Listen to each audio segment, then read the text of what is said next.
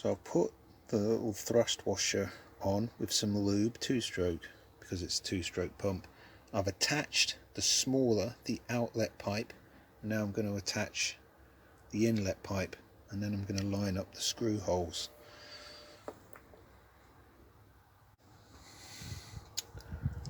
Okay, so that's the oil pump attached again. Now I actually rotated the magneto a bit to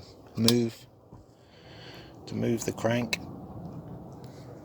just to move the pinion to line up the oil pump on its little thing, on its, so rather than force it in there, just give it a few turns. But this slight video is now so long, I'm going to just pop the cap back on and then start part 2, which will be installation and firing it up. So welcome back. Previously on the last video I was just attaching that pump cover, which I've done. Now I've got the motor up at an angle with these straight up. Hello. So here I've prepped the barrel, and it's got a nice base gasket, and this time it's actually got the carburettor fitted, so all its gaskets are good there, as it was running when I took it to bits. Now there's a couple of different ways of putting the piston on first, or putting the piston in here and putting the piston on as you put the barrel on, which is what I'm going to do in this case. I've previously made a couple of videos about putting piston rings on, and so the main reason they break is because there's a little pin either side of the end, and there's another one there, and the little pin, if you hit the little pin, if you try and put them in with the ring over that pin, it will break them, sure as anything. So you have to make sure that that pin is correctly lined up, and what you do is give them a little squeeze and you just put them in. Now the thing is, of course, you've got to make sure your arrow on your piston is pointing towards the exhaust. Sort of quick way to tell whether you've got your piston in right is if you can still move it from side to side, and that's the space you've got between the pegs. The rings have got a little space in the pegs, and it should just give you a little bit of twist. So the preparation I've got at the barrel now is just those pieces of wood I was using. That's to stop the barrel falling all the way on. And the piston is just between these two little bits where you sometimes put your fingers. So I'm going to put a small end bearing in there now. And I've still got some tissue ready to pull that out later on. So I'm just going to find which end the gudgeon pin goes in easily.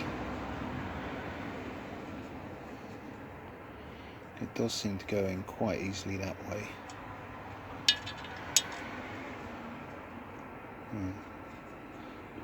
But then again, it goes in quite easily that way, so I'm quite lucky it goes in easy both ways. Alright.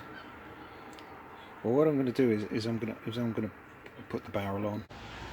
Yeah. So now the barrel is wedged with those two bits of wood. I've changed the position of those, and if you look through there, you can see the con rod, and just lining it up with the piston. Now it's at the right height, but it's a lot easier to put the gudgeon pin through that hole, and it isn't quite straight, but you can just lift this up slightly and it will become straight. But gudgeon pin's down here on the floor again, I've got to clean it.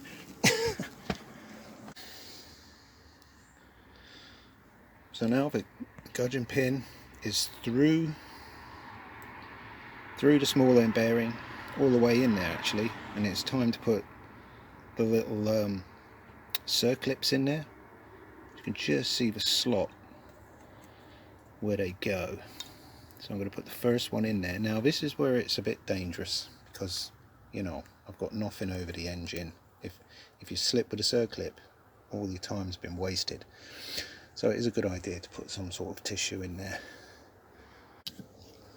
So again, on the other side, I'm going to be holding this like that.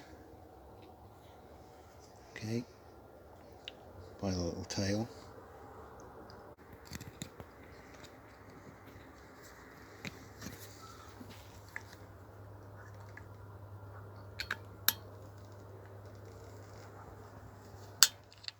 There you go. Hope you caught that.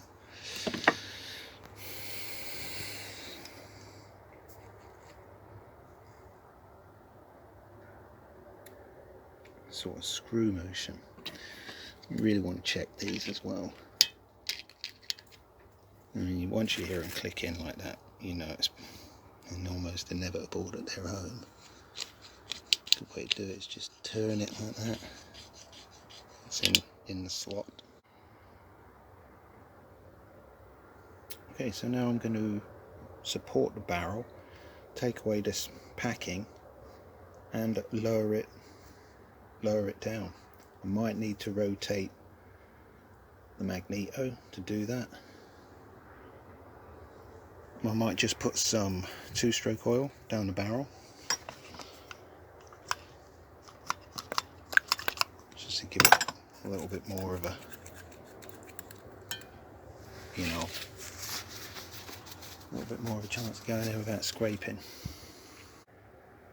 So as a sort of last check, your arrow, which is not very clear in this picture, but it wants to be pointing to the exhaust port, which is this one here.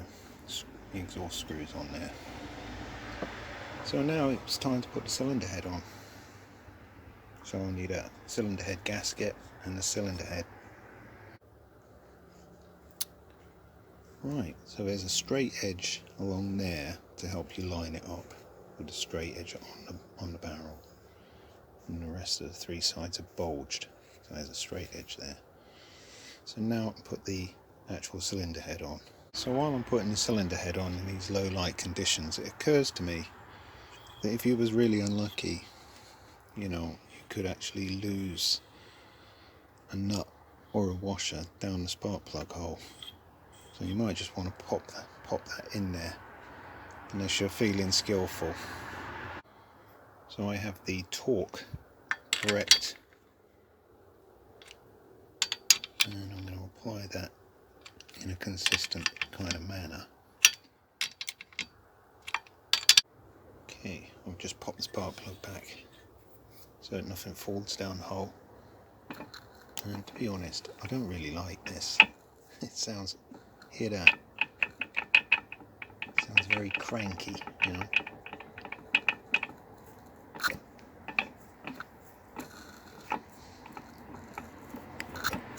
But it hasn't got any oil in it, so I'll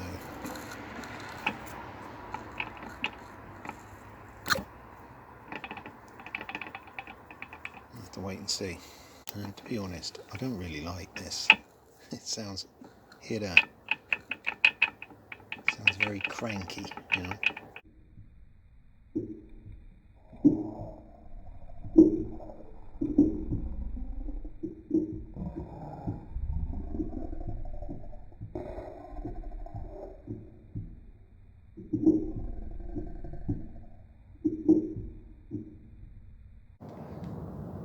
So here's the engines ready to fit, so I put it on the crate. Now the idea is I'm just going to lift it and rest it in what I call the cradle of the frame, so I won't be putting any of the bolts in just yet. And what we have is 3 bolts, 1 bolt there, a bolt down there and a bolt up there, which correspond to the bolt holes. But first I'll just lift the motor into the cradle.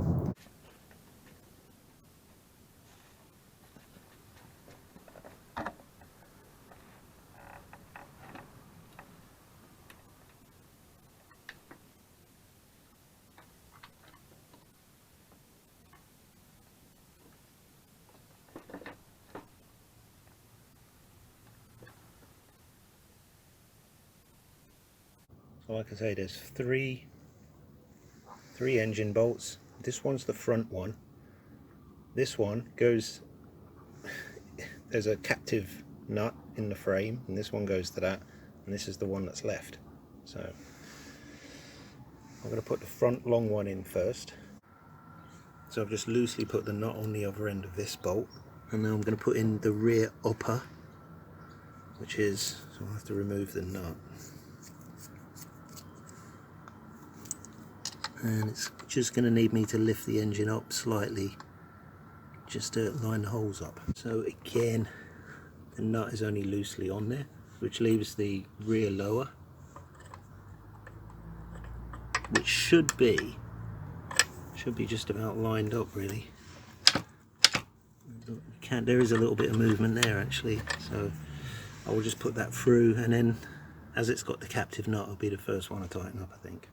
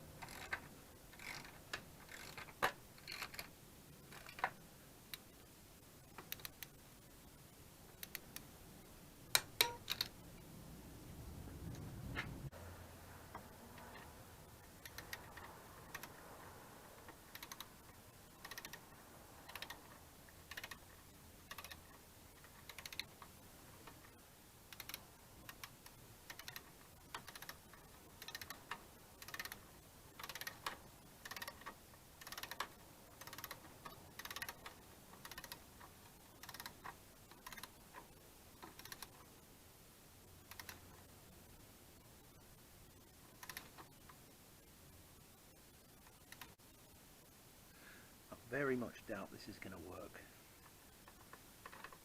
but you never know. You never know your luck.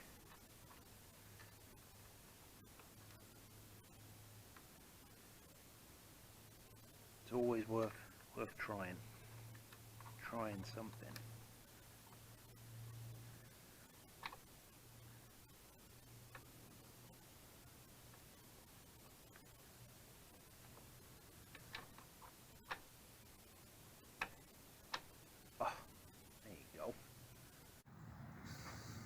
So I just got the chain off the rear sprocket there, putting that on. So if I just rock the bike back, it should just about go on there.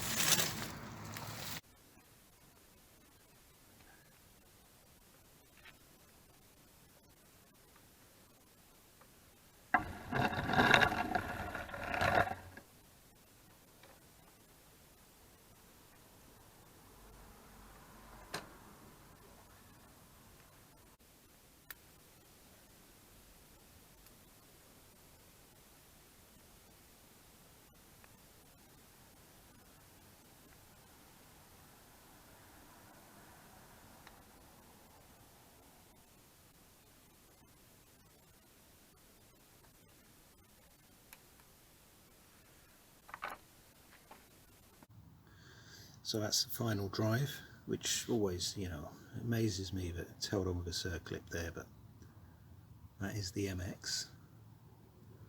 So next, if you looked at my video of removing the engine, you'd know all about this little guy. And that's what we're going to deal with next, putting the clutch cable on.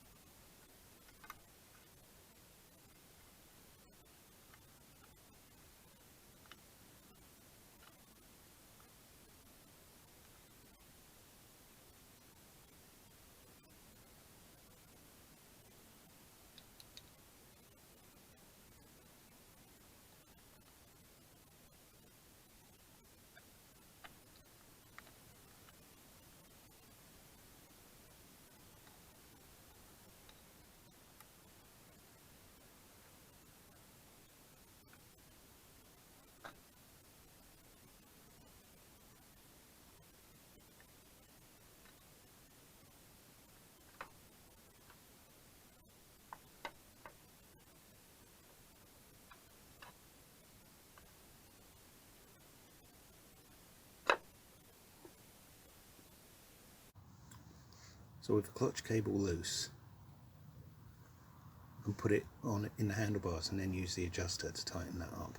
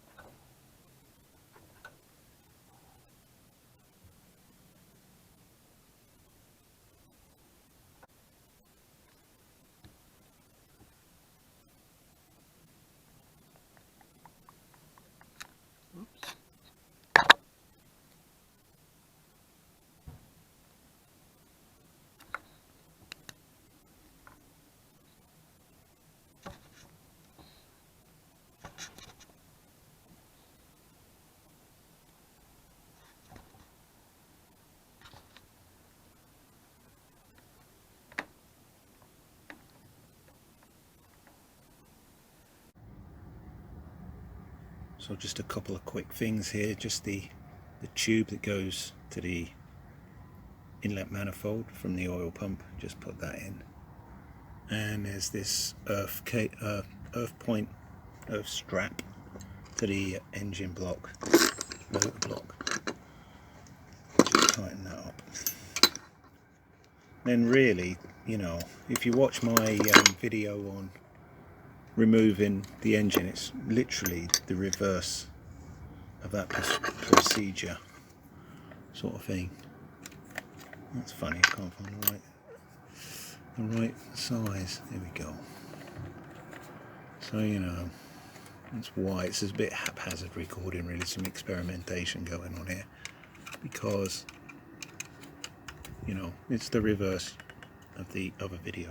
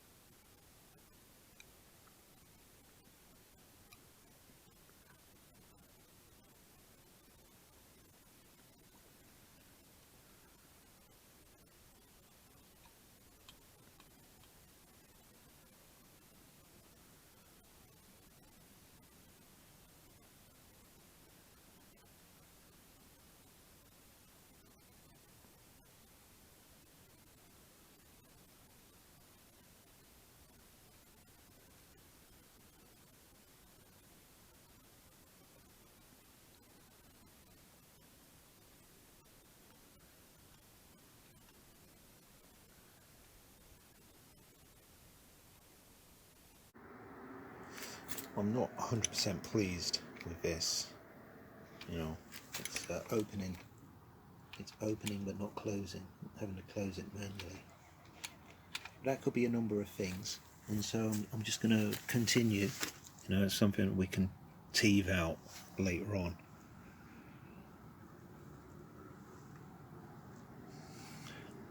You know, just want to make sure that the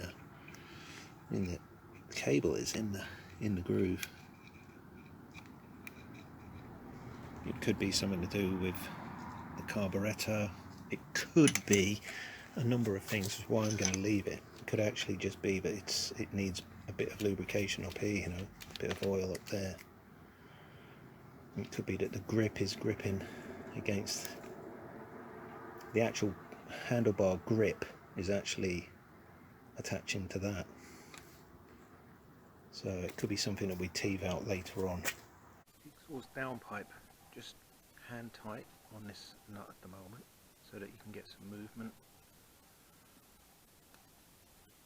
So that's just done hand tight. Take you over and see where the movement is a bit important. So look, just so that you can sort of, you can see you can get it off the plastic, on the plastic.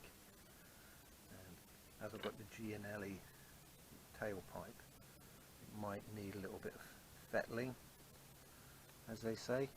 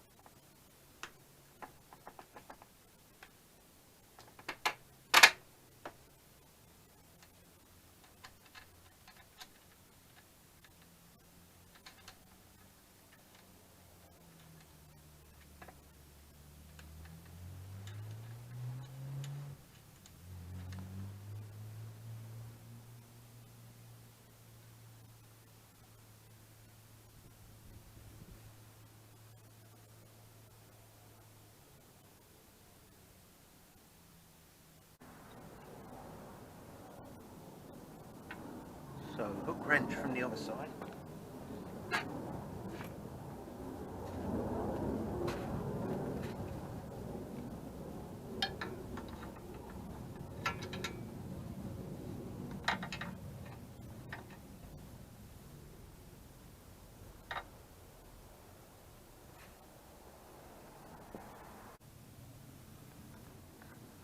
We've got to connect the two-stroke reservoir and install the battery.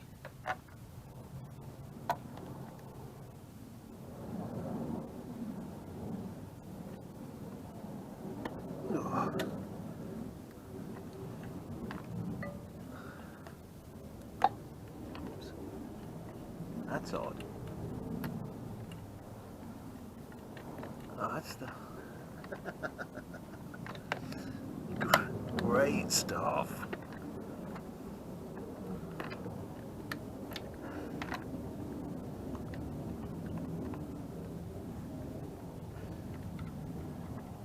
Tried to attach the overflow pipe. That was a bit crazy.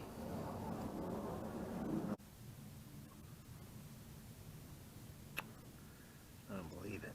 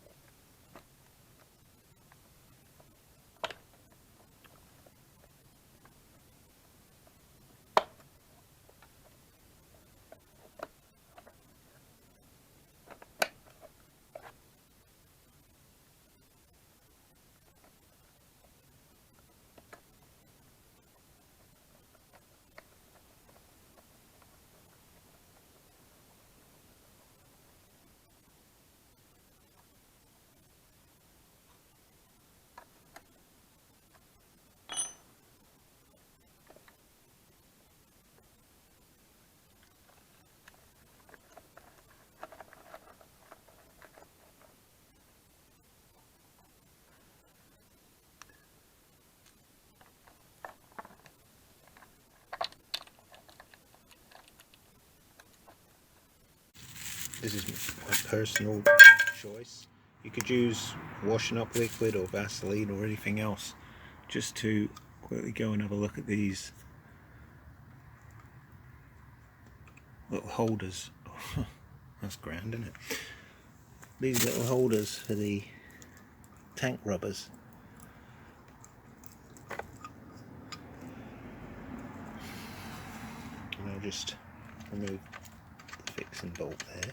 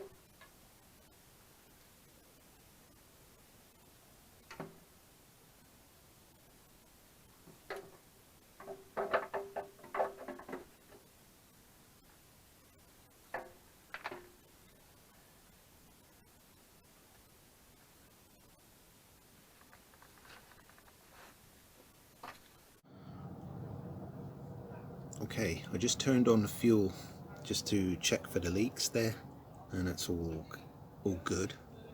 I'll turn the fuel back off now because I want to make sure the oil level is correct, and I've got to put 2-stroke oil in there, and if we do get it started, I've got to bleed the 2-stroke oil pump pretty quickly. So there's like plenty to think about.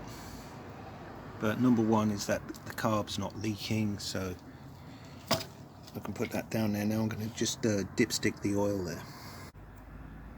Yeah, we all have bad days. So I've put this this filler tube is the wrong side of the frame. So it might be that the side cover don't go on. And now that I've filled the reservoir up with 2-stroke oil, yanking that off, threading it round, that is going to make it's going to make the mother of all messes. That'll leak out of there faster than you've ever seen. And, you know, that's just one of them things, isn't it? Can't get it all right. So I've kind of fitted the seat. And before I start, it's got to have a kickstart. And that's the last thing. Although, you know, I've got to bleed the oil pump, so the oil pump cover ought to be off, and I ought to have a screwdriver handy to do that. But I don't really think we're going to get it started. I don't think it's going to start first kick or anything. So I'm, you know, a bit superstitious. I might just leave the cover on. But we've got to put kickstart on anyway. Okay, I've pulled the choke. I've switched the fuel on. I've got the...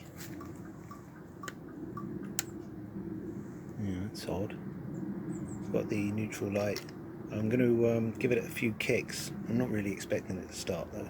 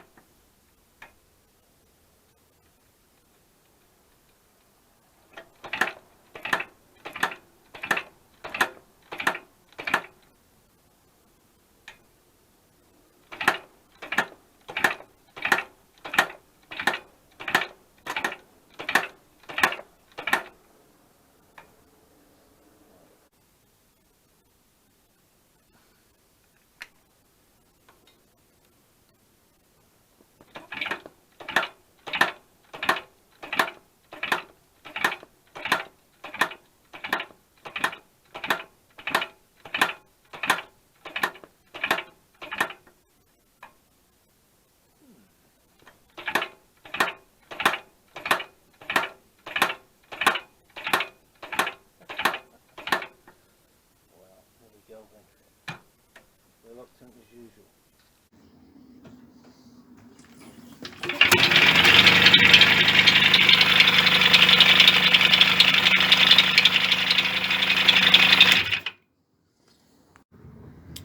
Oh well guys, you ain't gonna like this. I mean, I don't like this. I said it sounded cranky, and you're not gonna believe this.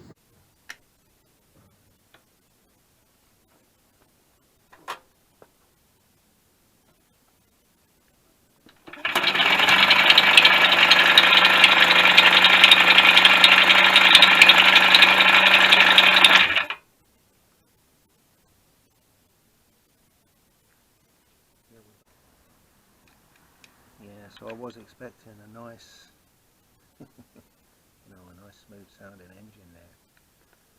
And, sounds like I've got some sparrows trapped in the engine, which probably means I think the crankshaft is out of true.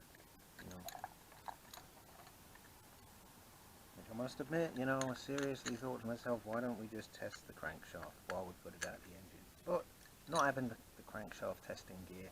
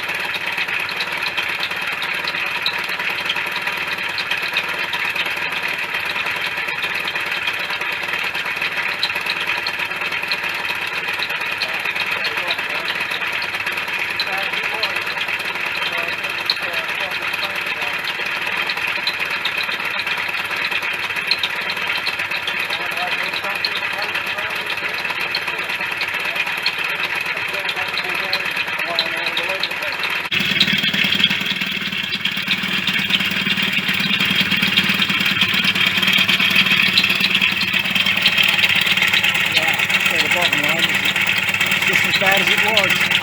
So I think it's got a problem crankshaft.